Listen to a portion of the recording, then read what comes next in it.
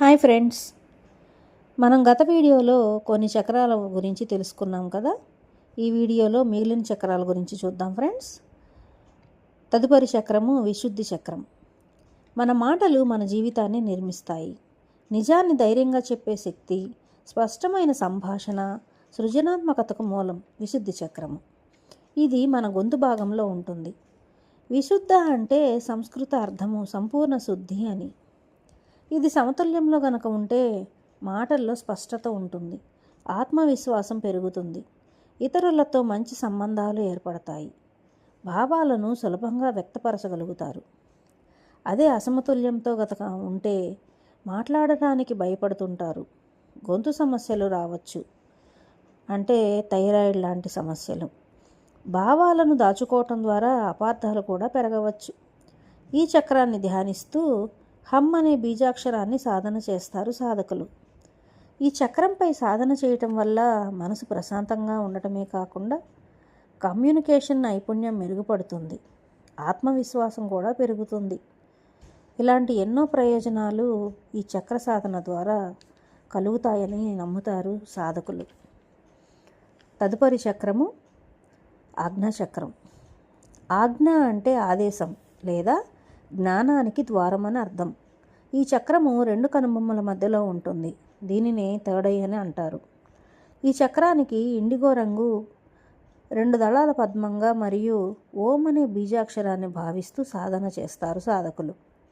ఆజ్ఞాచక్రం సమతుల్యంలో ఉన్నప్పుడు ఏకాగ్రత పెరుగుతుంది, సరైన నిర్ణయాలు తీసుకునే సామర్థ్యం వస్తుంది, అంతర్దృష్టి, వివేకము, లోతైన ఆలోచన అభివృద్ధి చెందుతాయి.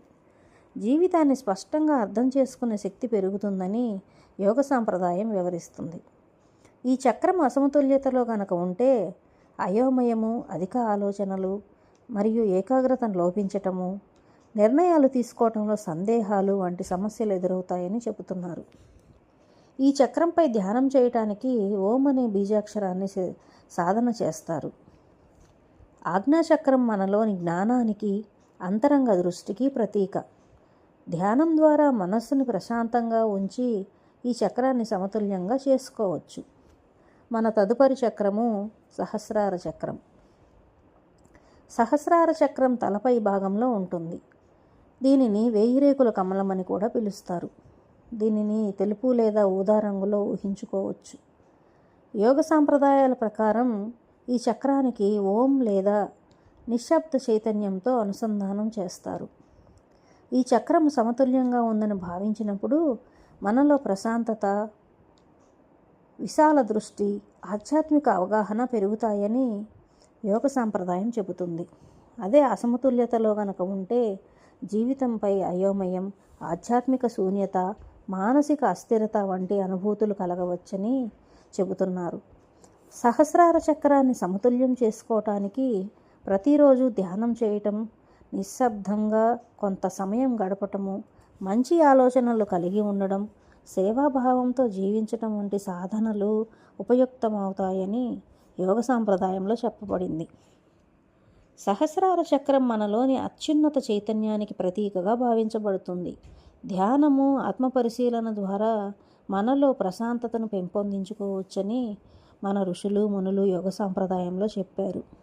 ఓకే ఫ్రెండ్స్, ఇక్కడితో సప్తచక్రాల వివరణ పూర్తయింది. తర్వాత వీడియోలో ఇంకొన్ని సందేశాలను మనం అందుకుందాం friends. Thank you very much.